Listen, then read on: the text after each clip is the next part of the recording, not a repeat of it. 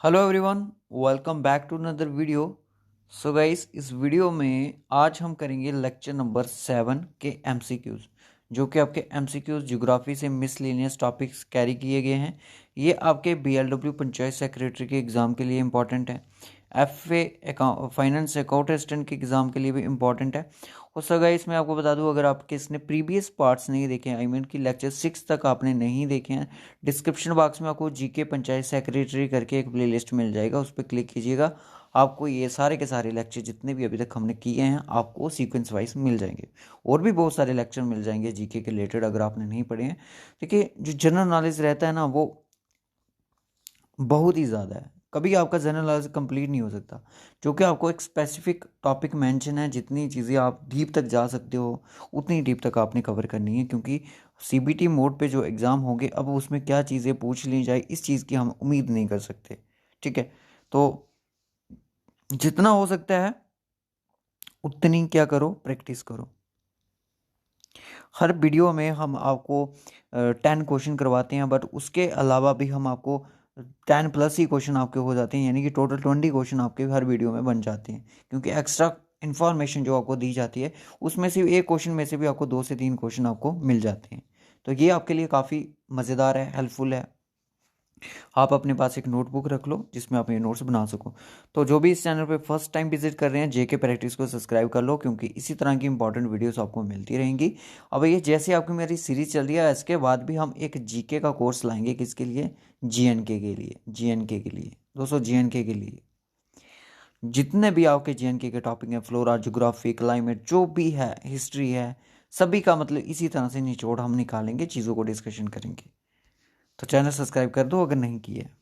तो चलिए मैं क्वेश्चन की तरफ चलूंगा। और हाँ, इस क्वेश्चन का आंसर जिन बच्चों को भी पता है वो कमेंट बॉक्स में बता दो। जिनको नहीं पता है वो बाद में गूगल करके इसका आंसर आपने कमेंट बॉक्स में बताना है। यहाँ पे कोई नहीं बताएगा, कमेंट बॉक्स में। ये आपके लिए होमवर्क रहता है। तो कल का जो क्वेश्चन था, उसका जो राइट ऑप्शन था वो दामोदर रिवर था। तो बहुत सारे बच्चों ने कोसी भी लिखा है। कोसी नहीं है, कोसी सोरो ऑफ बिहार है। क्या है? सोरो ऑफ बिहार है। सोरो ऑफ बंगाल जो है वो दामोदर है। ठीक है, चलिए मैं चलूँगा क्वेश्चन की तरफ। सारे क्वेश्चन हम डिस्कशन कर चुके हैं गाइस, और आज हम करेंगे 60 के आगे। हाँ, कल का क्वेश्चन ये हो गया हमारे dot delta. Okay, first question आपकी स्क्रीन पर है। जल्दी से क्वेश्चन को देखो और इसका आंसर मार्क करो जल्दी से। जो क्वेश्चन आपको दिया जाता है उसी को आपको आंसर करना होता है, एक्स्ट्रा नहीं करना होता है। ठीक है। Which of the following regions receives rainfall by western disturbance? Western disturbance जब होती है, ठीक है, अब ये क्या चीज़ है मैं अब आपको बता दूं वेस्टर्न डिस्टर्बेंस के बारे में। ये हमारा इंडिया है, तो ठीक है, और इसका मैं मैप ही दिखा दूं आपको।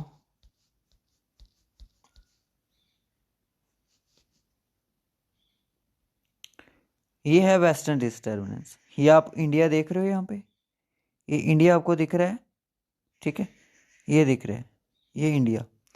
दोस्तों, ये जो आप देख रहे हो, ये जो विंड्स आ रही हैं, ये वेस्टर्न डिस्टर्बेंस है। ठीक है, कहाँ से आती हैं? मेडिटेरियन सी से। याद रखना कहाँ से ओरिजिनेट होता है। जो वेस्टर्न डिस्टर्बेंस है वो मेडिटेरियन सी से होता है। और इसमें क्या कंसेप्ट चलता है कि कोल्ड एयर जो रहती हैं, क्योंकि यहाँ की जो एयर्स हो जाती हैं वो कोल्ड हो जाती हैं। किस वजह से? क्योंकि यहाँ का पोलर रीजन की वजह से। पोलर रीजन से यहाँ पे यहाँ की भी जो विंड्स हैं वो कूल हो जाती हैं। तो cold air to warm air. ठीक है, तो यानी कि जो मॉडरेट यहाँ की जो कोल्ड एयर होती है, अगर आपसे कोई पूछे कि कोल्ड एयर जो होती है ये कहाँ से आती है, ये आती हैं आपकी पोलर रीजन से। पोलर रीजन से, ठीक है, ये चीज़ इंपॉर्टेंट है। और चीज़ें इंपॉर्टेंट यहाँ पे क्या है कि चेंजेस आती हैं प्रेशर में, from cold air to warm air. तो ये जो होती हैं एयर आपकी जो रहती हैं, ये चली जाती हैं इस तरफ, यानी कि ये आपके कौन से साइड चली जाती हैं? वेस्ट वाली साइड चली जाती हैं। तभी इनको हम वेस्टर्न डिस्टर्बेंस कहते हैं इंडिया में। ठीक है, और ये कौन कौन से पार्ट में अगर मैं बात करूँ, सबसे ज़्यादा बारिश करती हैं, इसकी वजह से कहाँ कहाँ पे बारिश होती है, तो वो ये क्या करती हैं, अभी जैसे चल रहा है सिस्टम। ठीक है, पंजाब में बारिश होगी इसकी वजह से। ठीक है दोस्तों, हरियाणा में बारिश होती है विंटर के टाइम में अगर डिस्टर्बेंस जो रहती है। और जो आपके पहाड़ी इलाके हैं जैसे हमारा JNK हो गया, ठीक है, JNK यानी कि कश्मीर वाली साइड रख लो, कश्मीर वाली साइड रख लो, जो भी स्नोफॉल वगैरह रहेगी वो किसकी वजह से रहती, क्योंकि इन्हीं की वजह से ही रहती है। क्या होता है कि जो ये क्या करती हैं कि मॉडरेट टू हैवी रेन होती है लो लाइंग एरियाज में, यानी कि कुछ एरियाज में रेन ही चलती है फिलहाल के लिए लो लाइंग एरिया में, और हग क्वांटिटी में ह्यूज क्वांटिटी में अगर मैं बात करूँ स्नो गिरती है कौन से माउंटेन एरिया में, नॉर्थन एरिया जो हमारा इंडिया का रहता है। याद रखिएगा किसकी वजह से, इसी चीज़ की वजह से, ठीक है। अब यहाँ पे पूछ रहा है कि रिसीव से rainfall by the western disturbance की वजह से। मैंने आपको बताया पंजाब रिसीव करेगा rainfall through the western disturbance की वजह से। और कौन करता है, हरियाणा भी करता है, हरियाणा भी करता है। और यूटी जो दिल्ली है यहाँ पे जो विंटर्स रेनफॉल रहती है वो किसकी वजह से रहती हैं, वो रहती है आपकी वेस्टर्न डिस्टर्बेंस की वजह से। पंजाब, हरियाणा, और अगर मैं बात करूँ उसकी वेस्टर्न यूपी की भी, अगर इतना नहीं पूछा जाएगा, वेस्टर्न यूपी भी इसमें इंक्लूड है। जो वेस्टर्न एरिया है यूपी का, उत्तर प्रदेश का, वहाँ पे भी जो रेनफॉल होती है वो वेस्टर्न डिस्टर्बेंस की वजह से होती है। ठीक है दोस्तों, क्लियर हो गया फर्स्ट क्वेश्चन। नेक्स्ट क्वेश्चन चलिए। काल बैसाखी, काल Baisakhi is a kind of, क्या चीज़ है काल बैसाखी? काल बैसाखी एक क्रॉपिक पैटर्न है क्या, ritual practice sites in Kerala का है, साइक्लोन स्टॉर्म है, या फिर नन ऑफ दी दिस है? काल बैसाखी जो है एक साइक्लोन स्टॉर्म है दोस्तों, ठीक है। यहाँ पे क्या होता है कि हाई स्पीड्स विंड्स रहती हैं, हाई स्पीड की विंड्स रहती हैं, ठीक है, हाई स्पीड की विंड रहती हैं और अपने साथ ये बारिश भी लेती हैं और थंडर शावर्स भी लेती हैं, थंडर शावर्स, जो कि ओरिजिनेट, ये कहाँ से ओरिजिनेट होती हैं, साइक्लोन जो स्टॉर्म रहते हैं जो कि काल बैसाखी में वेस्ट बंगाल में जाके, अगर मैं बात करूँ वेस्ट बंगाल में इसको काल बैसाखी के नाम से जानते हैं। और ये ओरिजिनेट अगर आपसे पूछा जाए कहाँ से होती हैं, छोटा नागपुर प्लेटू, छोटा नागपुर प्लेटू, छोटा नागपुर प्लेटू से ही ओरिजिनेट होती हैं क्या, काल बैसाखी, सॉरी साइक्लोन स्टॉर्म जो रहते हैं ये कहाँ से ओरिजिनेट होते हैं, छोटा नागपुर प्लेटू से। और ये कौन से सीजन की बात करें, समर की, समर सीजन में, कहाँ पे, वेस्ट बंगाल में, ठीक है। काल बैसाखी कहाँ से आती है, छोटा नागपुर प्लेटू में, ठीक है जी। ओके नेक्स्ट क्वेश्चन चलिए, ये भी एक रेनफॉल रहती है। Summer monsoon in India bring rainfall to, कहाँ से ये, जो समर के मानसून रहते हैं, इजी क्वेश्चन है, in India bring rainfall to, bring rainfall to कहाँ लेके जाते हैं रेनफॉल, साउथर्न ईस्ट टिप पे लेके आते हैं, वेस्टर्न कोस्ट पे लेके जाते हैं, नॉर्थ वेस्टर्न इंडिया में, या फिर ईस्टर्न कोस्ट पे। तो दोस्तों ये लेते जाते हैं आपके वेस्टर्न घाट में, या फिर कोस्ट की क्या बात कर लो, आपके सबसे पहला जो लेके जाते हैं ये आपके केरला में होते हैं, ठीक है, केरला में होते हैं ये। क्लियर हो गया, साउथ वेस्ट मानसून जो वेस्टर्न घाट में केरला में जाते हैं। हाँ जी ठीक है, ठीक है, Kerala is a western coast. Nagpur, next question is coming, Nagpur gets scanty rainfall, बहुत ही कम रेनफॉल मिलता है, because it is located with the reference up to the Sahyadri mountains towards, किसकी तरफ, विंडवर्ड साइड, विंडवर्ड साइड है, सीवर्ड साइड है, ऑनशोर साइड है, या फिर लीवर्ड साइड है? तो ये जो एरिया पोर्शन आता है आपका लीवर्ड साइड पे आता है, ठीक है, इसकी वजह से ये रिसीव नहीं कर पाता। चलिए नेक्स्ट क्वेश्चन देखते हैं।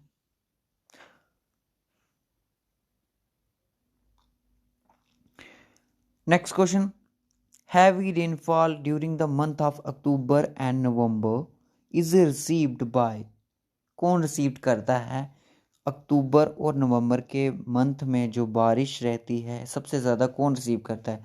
ये दोस्तों ये बात कर रहा है नॉर्थ ईस्टर्न मानसून की, जिसमें आपकी एक स्टेट रहती है तमिलनाडु, जहाँ पे सबसे ज़्यादा मैक्सिमम रेनफॉल रिसीव करता है नॉर्थ ईस्टर्न मानसून के टाइम पे, तो क्या वो कौन से ऑप्शन में है? तो यहाँ पे तो नहीं है सर, ये कोरमंडल जो कोस्ट हमने पढ़ा था, ये आपका तमिलनाडु के अंदर भी आता है। कौन सी पॉइंट से लेके? फाल्स दीवी पॉइंट आंध्र प्रदेश से लेके कन्याकुमारी तक, तमिलनाडु में कोरमंडल कोस्ट।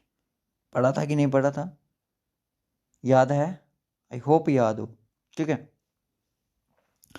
अब जो ये नॉर्थ ईस्टर्न मानसून रहते हैं दोस्तों, ये जो नॉर्थ ईस्टर्न मानसून रहते हैं, ये और कौन कौन सी स्टेट में बारिश करवाते हैं? नॉर्थ ईस्टर्न जो मानसून रहते हैं, इनको हम रीट्रीटिंग मानसून भी पीरियड कहा जाता है, और विंटर मानसून भी हम कहते हैं जी।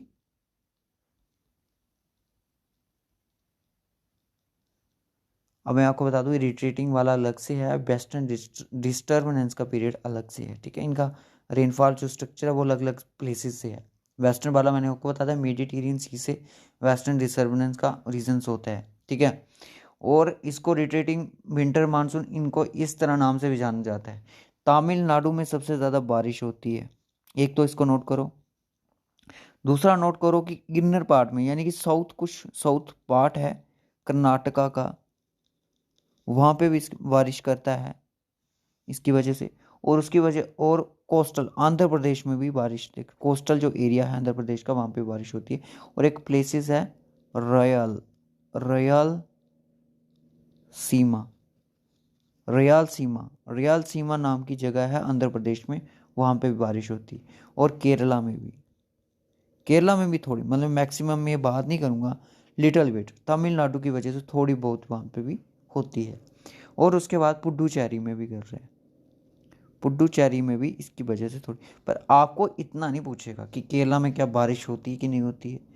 सबसे ज़्यादा इम्पोर्टेंट है वो है ये आपका 5 स्टार तमिलनाडु, क्योंकि रिट्रेटिंग मानसून का जब पीरियड रहता है, तब सबसे ज़्यादा एक स्टेट है जो सबसे ज़्यादा रेनफॉल कहाँ पे होती है, वो आपकी तमिलनाडु में होती है।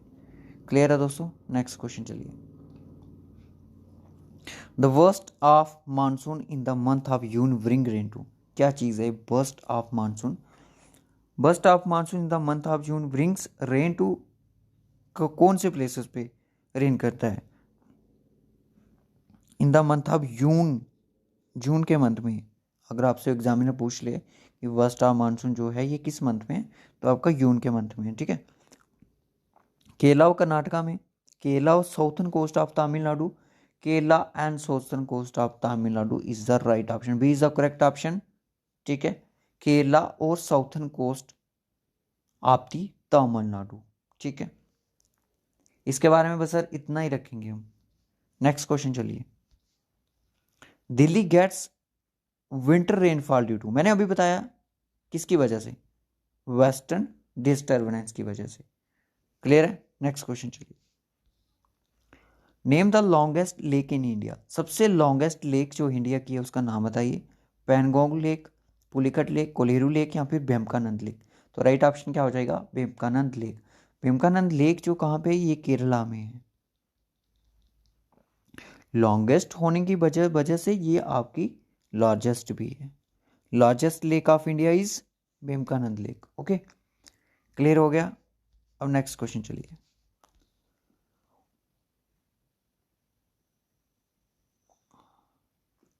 विच is the river on which Indira Sagar dam is plan to be constructed, कौन सी रिवर पर? महानदी, गोदावरी, नर्मदा, या फिर ब्रह्मपुत्र। तो राइट ऑप्शन आपका क्या हो जाएगा? C option is the right option, Narmada river. कौन सी स्टेट में? एमपी में, मध्य प्रदेश में।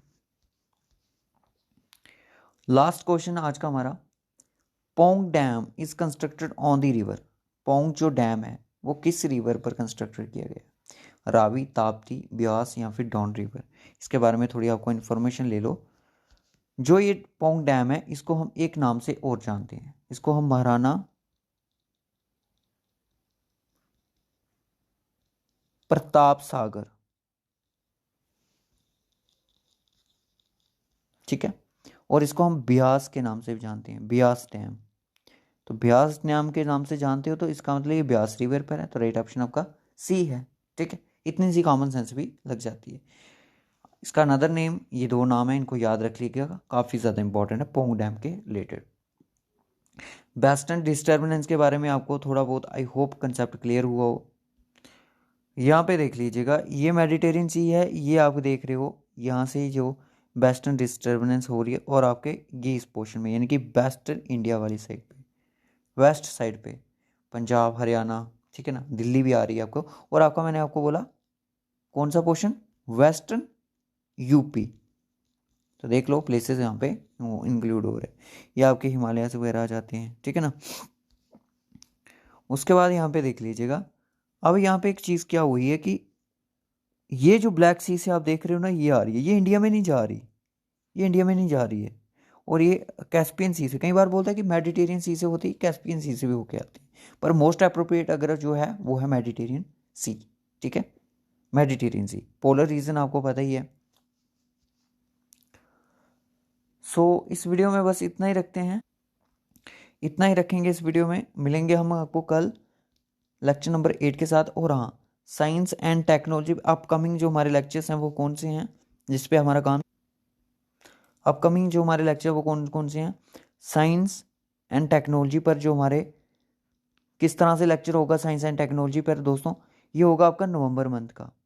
नवंबर मंथ में जितनी भी साइंस एंड टेक्नोलॉजी के रिलेटेड रिसेंट न्यूज़ हैं जिन पे क्वेश्चन बन सकते हैं, एग्जामिनर बना सकता है वो, और करंट अफेयर जो भी नवंबर मंथ के आपके होंगे, वो हम इस वीडियो में इंपॉर्टेंट जो चीज़ें होंगी एग्जाम पॉइंट ऑफ व्यू से, उन चीज़ों को कवर करेंगे। दूसरा ये काम आ रहा है, ये चल रहा है अभी, जल्द ही आपको लेक्चर कल या परसों तक आपको ये मिल जाएगा।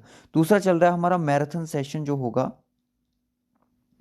किस पे होगा, JNK रीऑर्गेनाइजेशन एक्ट पर 2019, और जो उसकी अमेंडमेंट हुई है 2021 में। ठीक है, जो कि उसके removal of difficulties order 4 orders जो आए हैं उनके बारे में भी हम MCQs में ही डिस्कशन करेंगे। दूसरा ये इस पे काम चल रहा है। और थर्ड की अगर मैं बात करूँ तो फिलहाल बस फिलहाल के लिए ही दोनों पे ही हमारा ये काम चल रहा है। ठीक है, फर्स्ट आपका जो कि साइंस एंड टेक्नोलॉजी, और सेकंड आपका JNK रीऑर्गेनाइजेशन का मैराथन सेशन। सो रखते हैं इस वीडियो को यहीं तक, मिलेंगे आपसे कल, तब तक लिए bye bye and take care. ये आपके लिए होमवर्क है, इसका आंसर सभी बच्चे कमेंट बॉक्स में कर दीजिएगा, और जो भी बच्चा जिसका आंसर सही होगा उसको हार्ट से लाइक किया जाएगा, वो अपना कमेंट देख सकते हैं। So okay guys, bye bye, ठीक है।